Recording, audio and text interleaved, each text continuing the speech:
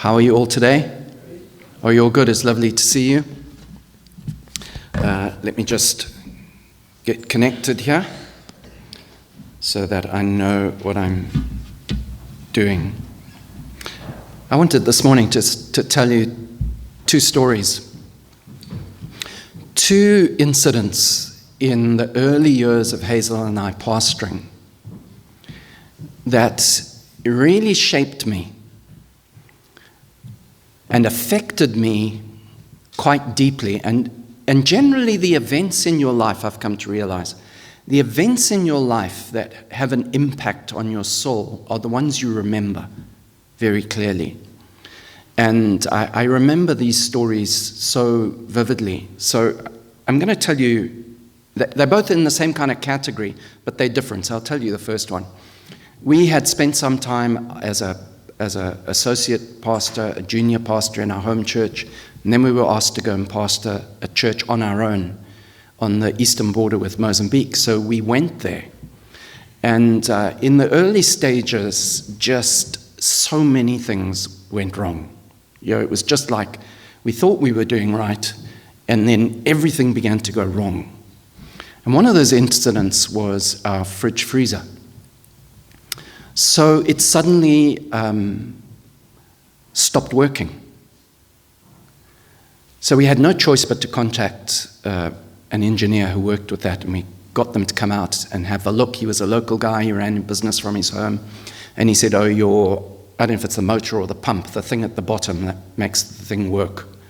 He said, that's gone, so you need to replace it. And I remember these details so clearly. I said, how much? $1,300. So I said, okay, go ahead. So he replaced it, we had no choice, and the thing was back working. Well, about a month or two later, the jolly thing began to defrost. The freezer began to defrost.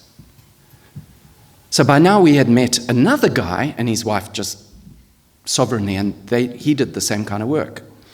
And he was a Greek guy, so I thought, well, we'll plug the Greeks on this one, we'll keep the Greek flags flying. So I got him in. So can you come tell us why this thing is not keeping its cold? And he discovered there was a hole in one of the pipes where the gas was leaking. So he said, that's no problem, I can fix that quite easily. And he said, by the way, I can't see your fridge freezer lasting long. I said, why? And he said, see that motor, that pump thing on there? It's way too small for the fridge freezer. So I threw my hands up in horror and I said, I've just paid $1,300 for the thing. And he said, they've put the wrong one on. So I thought, not a chance am I taking that. So I phoned the guy, picked up the phone. I said, you have put a motor on that is too small for my model. And he turned around to me and he said, yes, I know, but I do that often. It's fine, it won't cause you a problem. And I tried to reason with him. I said, I would have paid you extra to get the right thing. I didn't ask for something too small. Well, he got really aggressive and put the phone down on me. So I thought, you've got it coming, Buster. So I found out his address and I went to his house. And I went to reason with him, and he owed me a new motor. Anyway, he was a bit of a thug. So during the heated debate, he got in my face like he was going to thump me. So I responded by getting in his face. Not that I would have thumped him, but I got in his face, and eventually he kicked me off his property. So I went. And guess what happened 2-3 months later? The motor packed in. But you know what was interesting? After that altercation with him,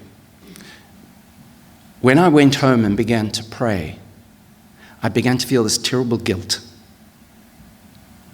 for the way I had responded to him. I was mad.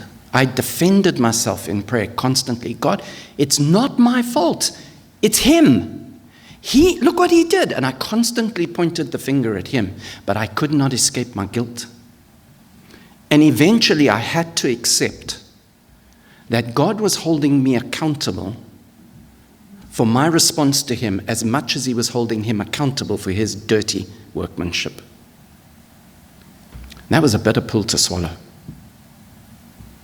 And eventually I had to take that on. I couldn't get rid of the guilt unless I accepted that I was to blame for my response. Not for his workmanship, but for my response. And it was such a difficult thing to come to terms with that I've never forgotten it. I have come to believe this fundamentally for every one of us. Someone may treat you badly, and God will hold them accountable for that. But how you respond to that, God will hold you accountable for. You cannot blame someone else and justify a bad behavior. Can't do that. If you've responded badly and your behavior is bad, God will hold you accountable for that. That's just fact. We are responsible for our own choices and behavior, regardless of the provocation. Right? Don't press my button, I believe this. It's true. It's fundamentally true.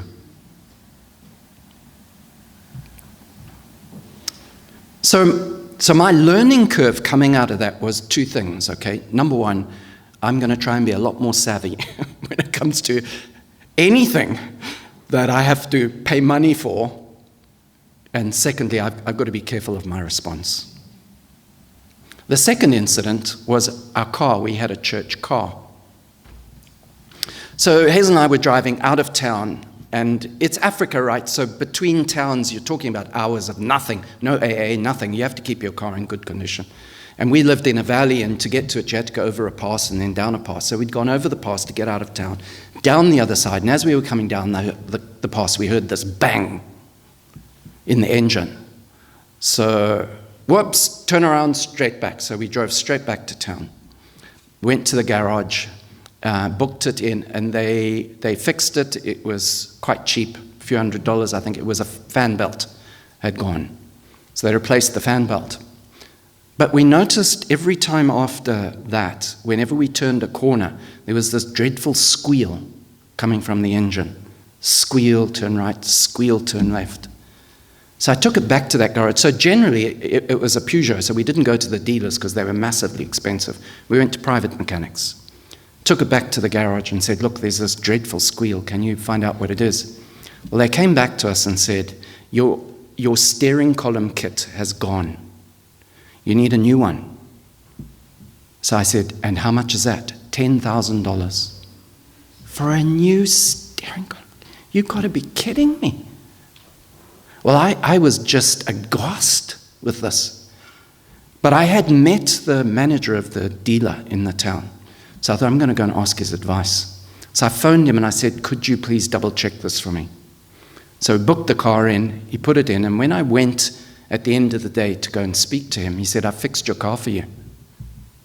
So I said, what was the problem? He said they'd put the wrong fan belt on. $300 fixed.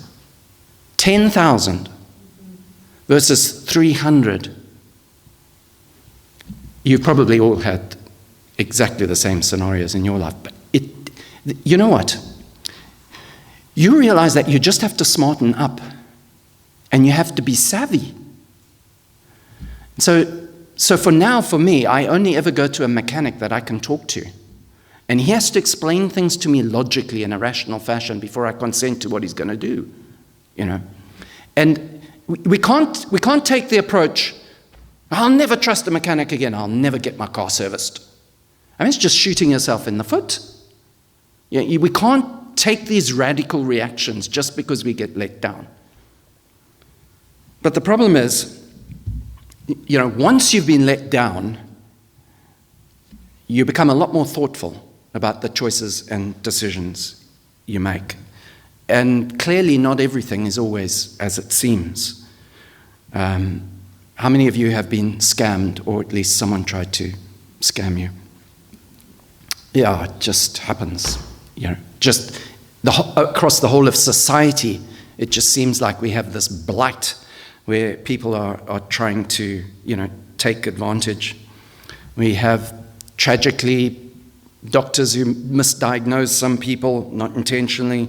We have holiday scammers with fake website pages who we paid £1,300 to, and it wasn't a legitimate holiday place. We asked someone to drive past. There was no such address or cottage. I mean, it just goes on. And then you buy a car that was supposed to be good and it proves to be a disaster, and then you eat out and you've got a pile of human hair in your food. It's just, We don't have a choice in these kind of situations but to try and get smarter. That's what we have to do. You can't refuse to go back to a doctor because you had a bad experience. You can't refuse to go on another holiday because someone ripped you off. You can't refuse to ever buy a car again. You can't refuse to eat out. It's horrible to admit, but the same problems occur in the church.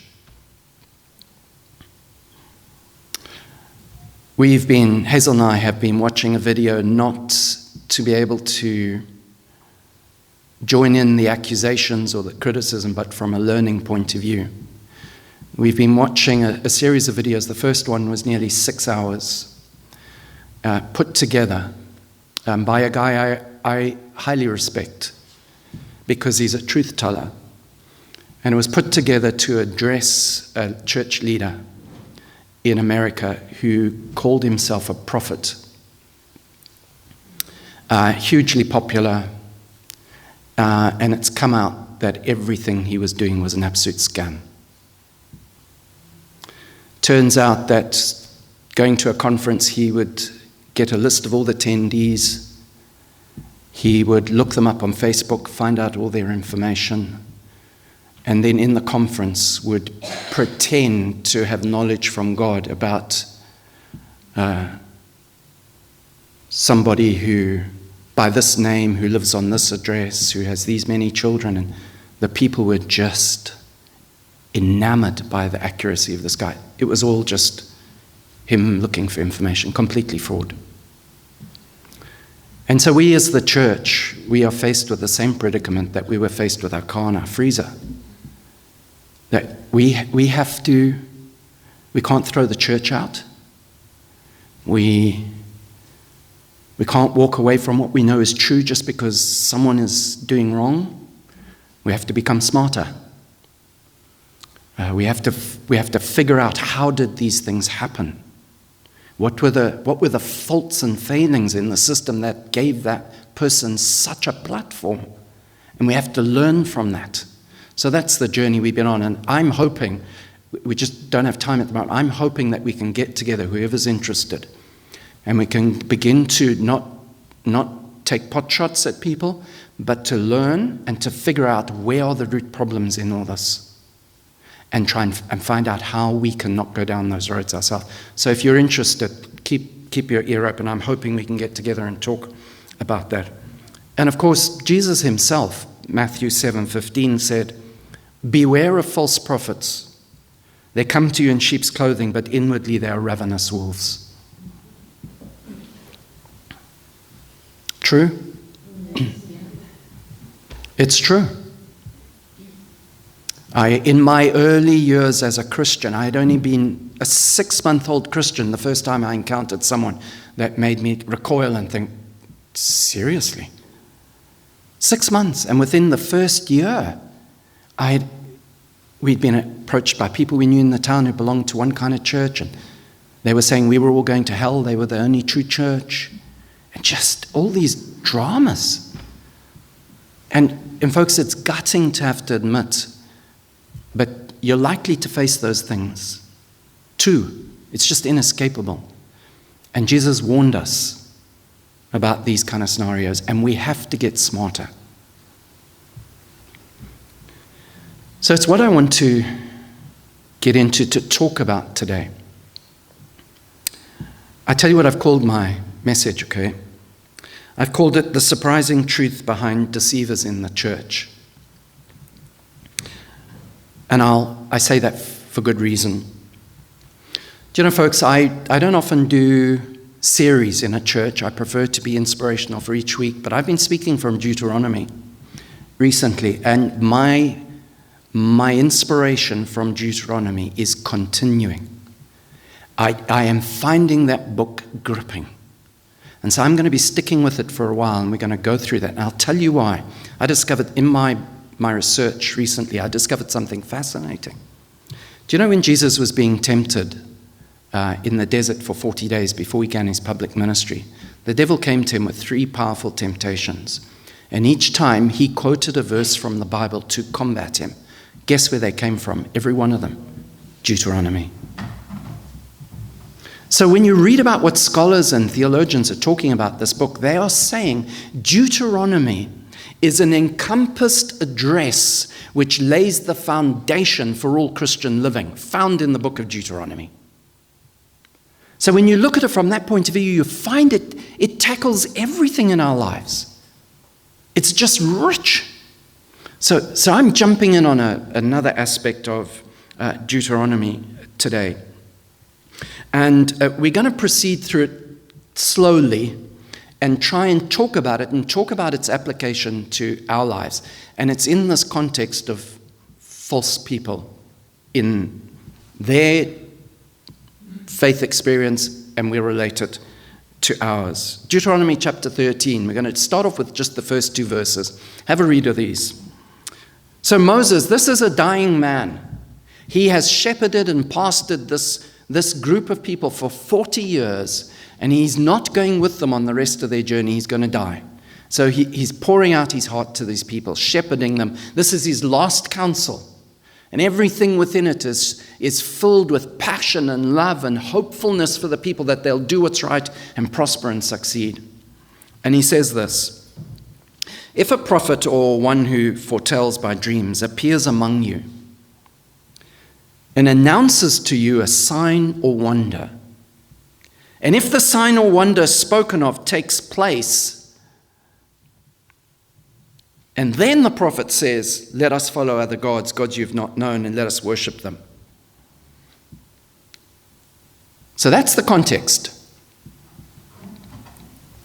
So he was acknowledging, sooner or later, some scammer's going to come your way. And he'll rise from among you.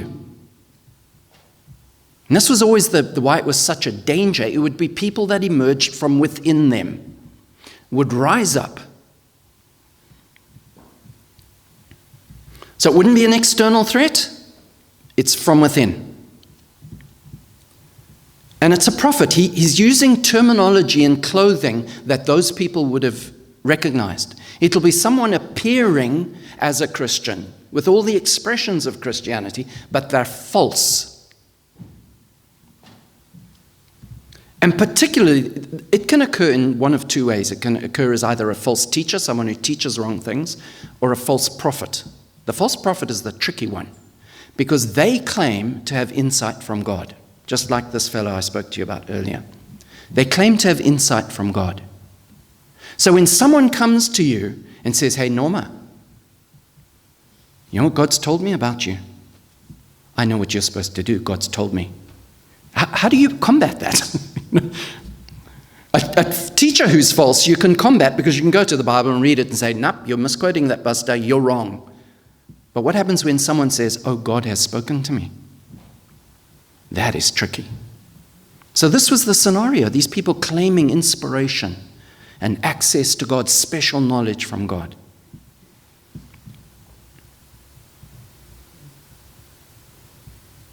And I think what makes this whole passage worse is he announces some kind of proof that what he's saying is true, and then it happens. So we see these people are capable of somehow backing up their fakeness with things that appear to defend them. And of course, the intention is once they've impressed their audience, then they can gather a following. And that's the way it works. Now, folks, just to show you, this is something we need to be so aware of, just to show you how sneaky this is. Someone sent me a video some time back, and they said, have a look at this guy. So this was the start of his video, right? So I think he's a New Zealander. So he opens the video and says, hi everyone, just to introduce myself. I'm a passionate follower of Jesus. I love Jesus with all my heart. He's done so much in my life. And so he wins you over with this credibility. And then he goes on to say, I want to speak to you about something today that your pastors haven't told you. Now he's sowed the seed of doubt in pastors. And he said, in fact, the church has kept this silent for 2,000 years. And I'm here to tell you the truth and set you free. Sneaky. It was absolute bonkers. Absolute bonkers. His theory was this: the God who made Adam and Eve was a bad God. And the devil who came along was the good one who wanted to give them knowledge they could escape the clutches of the bad God. So the devil's the good guy, God's the bad guy. And he's got a following.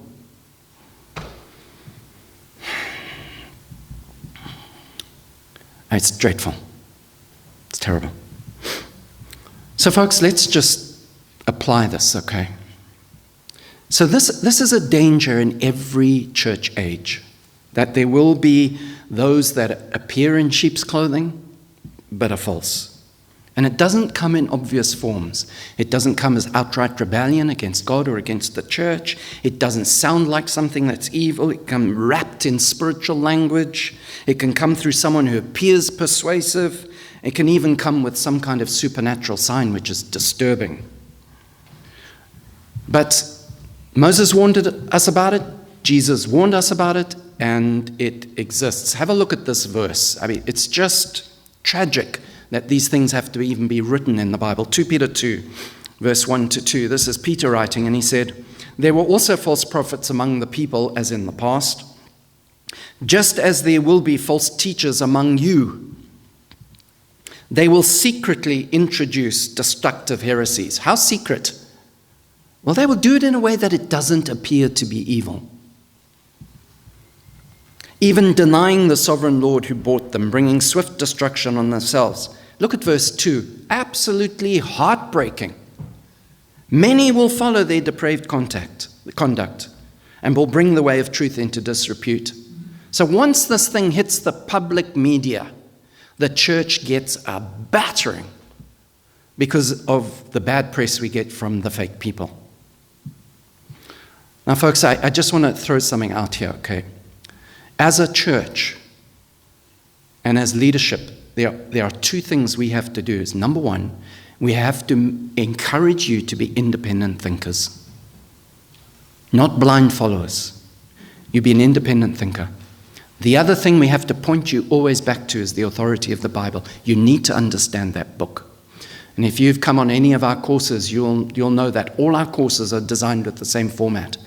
Question and answer, where a question is asked, and it takes you to the Bible where you look it up.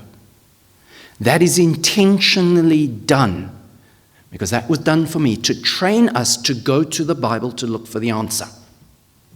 So that none of them are teaching courses where, well, some of them are, where we have had to put in an understanding or interpretation. But largely it's to go to the Bible and figure out what the Bible says. We do that intentionally so that you can follow the truth of the Bible.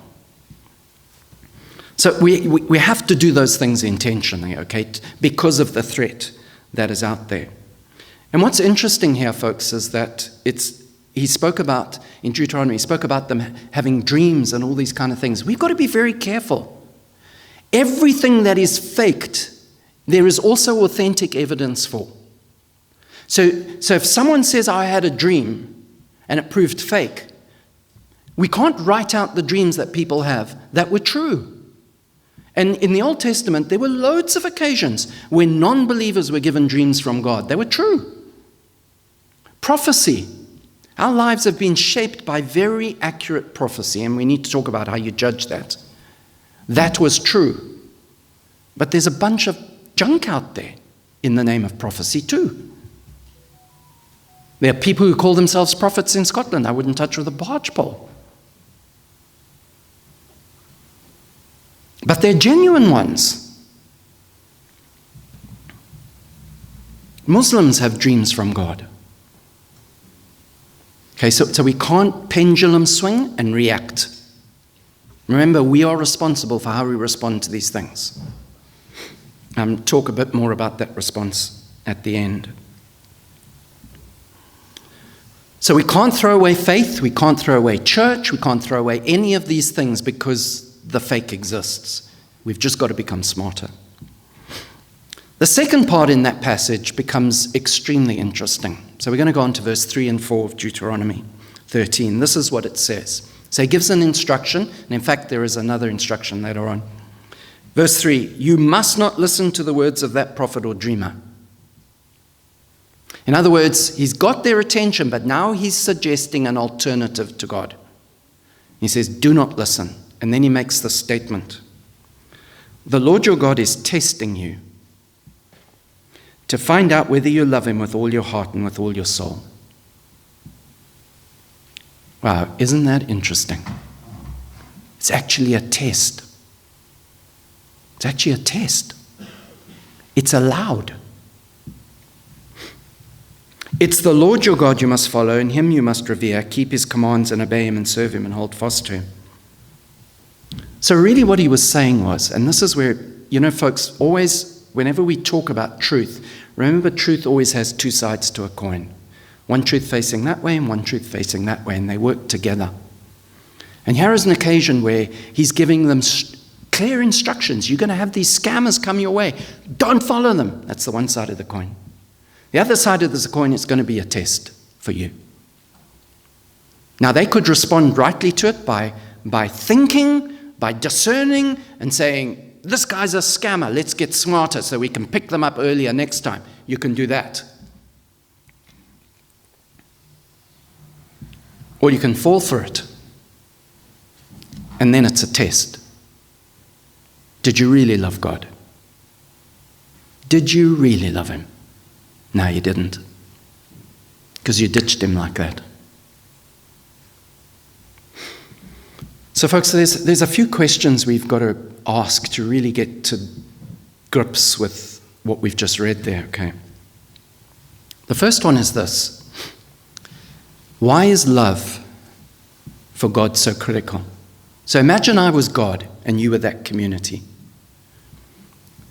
It would be me looking on you all, wanting to be loved by you. That's it. I want you to love me. And it's so important that I need to know if you do or you don't. So I'm going to allow something to come your way as a test to see how you choose. And if you choose that thing over me, I know what you love. You either love yourself or you love that more than you love me.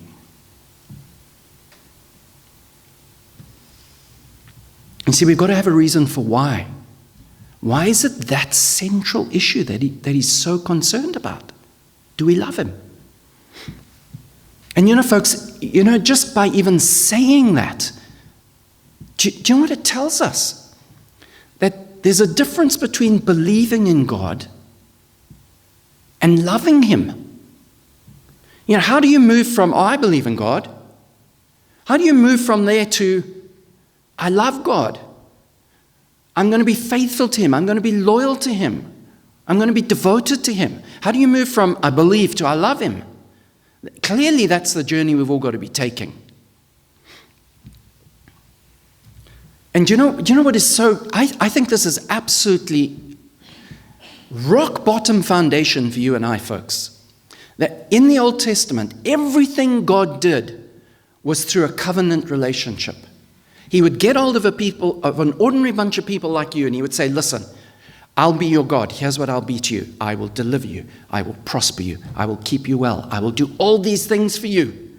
But you need to be my people. You need to commit to me too, so that we can have this relationship of mutual love and devotion. I'll be passionately devoted to you. You be passionately devoted to me. And based on that connection, we will do something incredible in the world. And everything hinged on the connection, the relationship. And how is that relationship formed? It's only formed by mutual devotion. Folks, think about it. How many of you have friends or colleagues or contacts who you know, who you're good to, but you question that if they actually love you? Have you had a relationship like that? Can I ask another question? How many of you would commit your heart and soul to somebody who wasn't prepared to commit it back? Would you do that? Or would you refuse? We wouldn't, would we? We wouldn't. I tried to look it up to see if psychologically, in psychologist terms, there was an issue here. And I couldn't find what I was looking for. I had read something some time back about it. And they said, it is not right for you to give yourself wholly to somebody who will not give themselves wholly to you. And of course, the brilliant illustration of this is marriage. Ladies, can I pick on you? So there's a bloke in your life, right? Looks like Arnold Schwarzenegger. He's got the wealth of Bill Gates. And he gets down on his knee. You're the most beautiful woman I've ever met. I adore you. Would you do me the honor of being my wife? Would you mind if I still kept up occasionally with Julie and Amanda?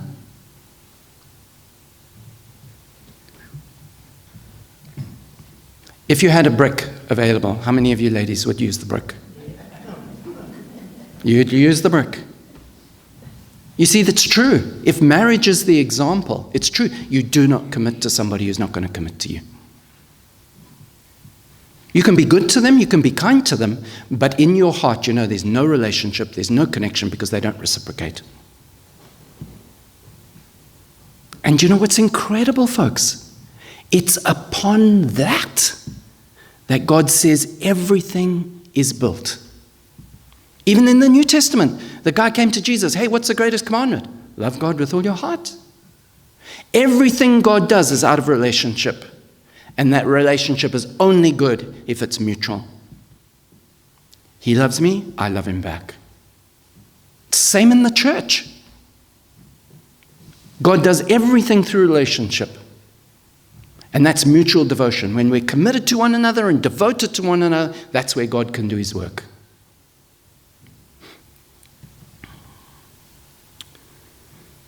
John 14:15. Jesus said this. Listen to this. This is incredible.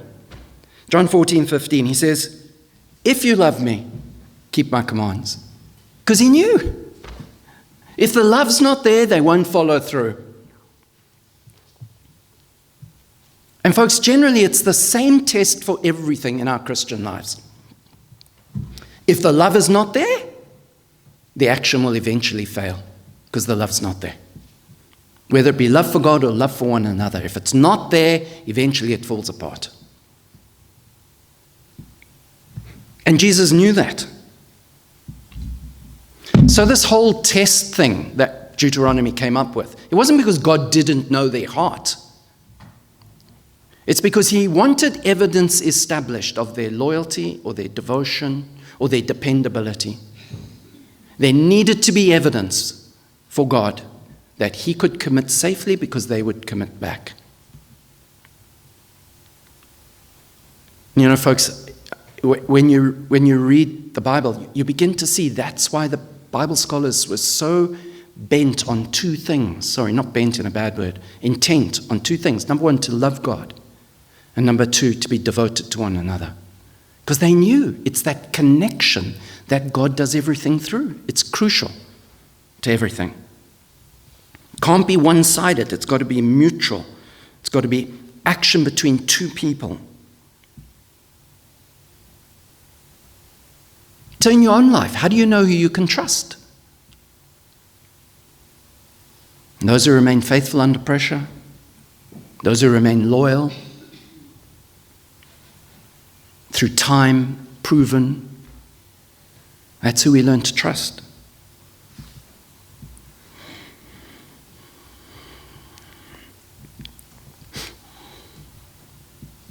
Can I share another damning verse from the Bible? You know, you talk about things coming our way to test whether we love God. And really the test will always be, will we do what he says? Under pressure, will we do what he says? That's the test. That's the proof of our loving him. But why is the test so necessary? And folks, this is damning for you and for me because we're all cut of the same cloth. Listen to what one of the prophets in the Old Testament said, Jeremiah 5, verse 30 to 31. He said this, a horrible and shocking thing has happened in the land. The prophets prophesy lies, the priests rule by their own authority, and my people love it this way. There is something in our nature which can be readily drawn to being unfaithful. Unfaithful to God, unfaithful to one another. There is something within us that can be so drawn to that.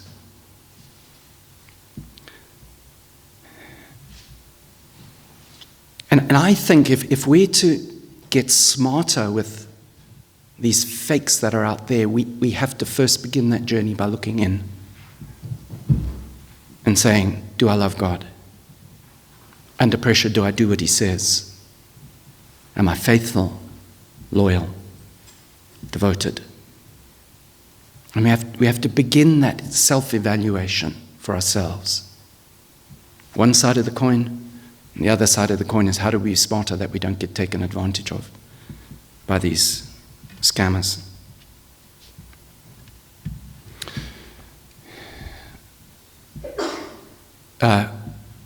Folks, can I tell you another story?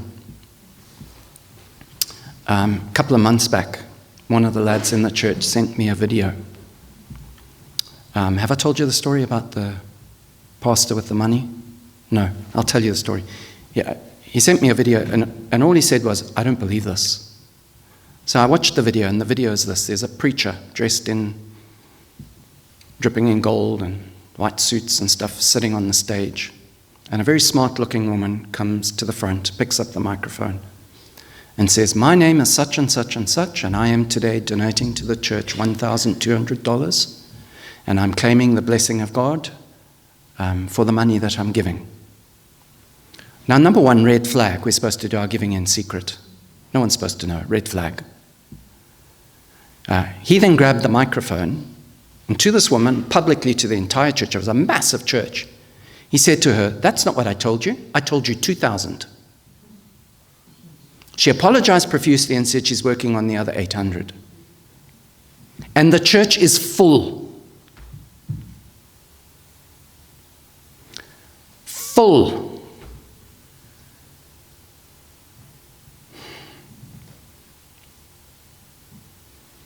I mean, it's just, what is it about us that we can be stupid? And you see, we've got to realize that possibility exists. And we, you know, our hearts grieve over a situation like that because it's completely wrong. And all we can do is try and fix ourselves, you know, and make sure that we don't ever go down crazy routes like that. But folks, just to finish this whole drama off, okay, have a look at this. I'm going to tell you the story about Peter. Do you remember? It's so interesting. Do you remember the occasion where Jesus said to his apostles, okay, I'm going to be killed? And Peter turns around full of confidence, full of devotion, full of love for him, and says, never, not on your life. I will die with you. That's devotion. That is love professed. I'm committed to you, Jesus. It will never happen. So what do we have to do with those kind of things? Prove it. And of course, he failed dismally. He didn't love him.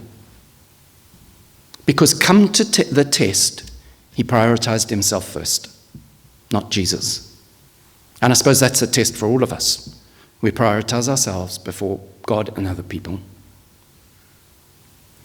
And then Jesus catches up with him after he's riddled with shame and guilt. He catches up with him, and listen to what he says. Look at this dialogue that goes on. John 21, verse 15 to 17. When they had finished eating, Jesus said to Simon Peter, Simon, son of John, Have you learnt your lesson, Peter? Not going to be so stuck up anymore, are you? Yeah, your big head, Peter. Have you dealt with your big head, Peter? Yeah, are you thinking you're smarter than all the other disciples? You know, you want to be the top man. You learnt your lesson, Peter. It had nothing to do with it. Peter, do you love me? Do you really love me? Do you love me more than these? Yes, Lord, he said. So he did love him, just not enough. You know that I love you. Jesus said, feed my lambs. Now, folks, notice what's going on here. 16. Again, Jesus said, Simon, son of John, do you love me? He answered, yes, Lord, you know that I love you. Jesus said, take care of my sheep. The third time he said to him, Simon, son of John, do you love me? Peter was hurt because Jesus asked him the third time, forgetting that he denied him 3 times. Do you love me? He said, Lord, you know all these things. You know that I love you. And Jesus said, feed my sheep. You know what's so interesting, folks, is that Jesus had to address that lack of love. And he had to get it right in his life because it was upon that foundation that everything would be built. And folks, I just want to throw this out there to all of you who ever hope to be of use in God's kingdom, that you would love for God to use you. The outworking of your profession of love for God is measured in how you love his people. That's the profession. That is how Jesus looks for it to be outworked. He says, do you love me? Do you love me with all your heart? Then love my people and look after them. And I fundamentally believe when the love for people is not there, it's not because people don't care, it's because they don't love God. That's the acid test. And we have got to get that right. If we ever want God to use us, we have got to love him with our whole heart and then outwork that in being faithful and loving to his people. That's the way we've got to do it. Okay, I'm done. So what do we learn from this? God does everything on relationship of mutual commitment. Only love for God can sustain our obedience in time of suffering. And folks, do not for 1 minute think that that is easy. I have been honest with you about my Christian walk. I have wanted to quit and run a mile so many times because it was so hard. Thank God for the Bible and thank God for a good wife who slapped me regularly. No, not literally. She encouraged me hugely not to quit. So if I can feel that pressure to not be faithful, it can happen to all of us. Okay? Only love for God will guard against betrayal of God and betrayal of his people. Only love can move us to a place of devotion. And of course, for Peter, without love for God, his whole leadership would collapse because he would never be able to maintain it towards God's people.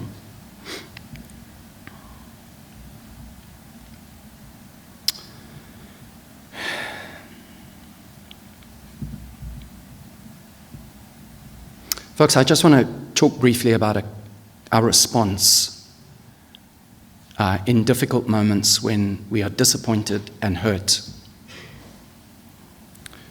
We can't throw the church out, right? Can't do that. Can't throw away what God has said. We have to get smarter, like I said. We also have to train ourselves how to get through disappointments. There's a growing movement in the Christian world today of Christians who are deconstructing their faith, it's called, where they are reversing everything they were taught and everything they've believed, picking and choosing the bits they want, and throwing out 3/4 of the Bible because they've been disappointed in a church. God will hold them responsible for that response because it's the wrong response. You can't do that. They are proving by their action, because they are no longer being loyal to God and the Bible, they are proving they never loved him in the first place. And I want to tell you a story that absolutely shocked me rigid. Do you know, whenever I'm preaching, I try and be open to, I'm always have to try and be open to God as to what I speak about. And I get encouraged when I find things happening in the week that other things come my way, which is along the line of what I'm talking about. And I delight in that because I think, oh, that's good. I'm feeling encouraged. And something happened this last week, and I copied it. It was a Facebook post. Don't know who it came from. Didn't pay attention to the person, but I copied the post because I'd read the first bit, and it was very good. And this is what they said. Okay, listen to this. Getting completely out of church because you got hurt by a preacher or a church member makes about as much sense as never getting your vehicle repaired again because a mechanic ripped you off. We've all been hurt by a preacher or a church member or a staff member. Everybody that goes to church has been hurt in church somehow. Every single one of us without exception. How many of you faced a disappointment in church? How many of you faced a disappointment in your home, in your family? Yes, it's going to happen in the church because we're human. And then he went on to say this. Ask God to give you the wisdom and grace to put it in your rearview mirror and go on for God. Getting you out of church was exactly what the devil was trying to accomplish when he used one of God's people to hurt you. Don't let Satan get the victory or have the final say in whether or not you go to church. You need the church needs you. Find a good Bible preaching, loving church and get plugged in. Don't quit. Well, he received a torrent of criticism for that post, saying, you don't understand how hurt we've been. And then he put a comment at the bottom, which initially I hadn't read. And then I read it, and this was his comment. Listen, this is a pastor, it turned out. Pastor of a church, married, kids. I looked him up. He's well spoken of. This is what he said as a footnote after his post. He said, I don't want to sound cold, but I'll put my spiritual abuse, physical abuse, and sexual abuse and church abuse scars up against everybody out there. I've got plenty, but I still love the church. And he put a link to his book, so I bought it to read what he's saying. Do you know what happened to him? He was a teenager, and there was a man, and things happened that shouldn't have happened in the church. A few years later, an attempt. By then he was smarter, and he dealt with it. Went public.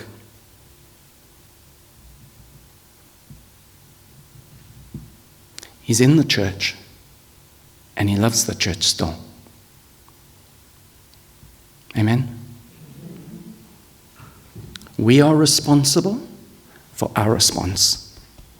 And we have got to train ourselves to respond the right way to these bitter disappointments. If he can do it, for goodness sake, we can, right? Right?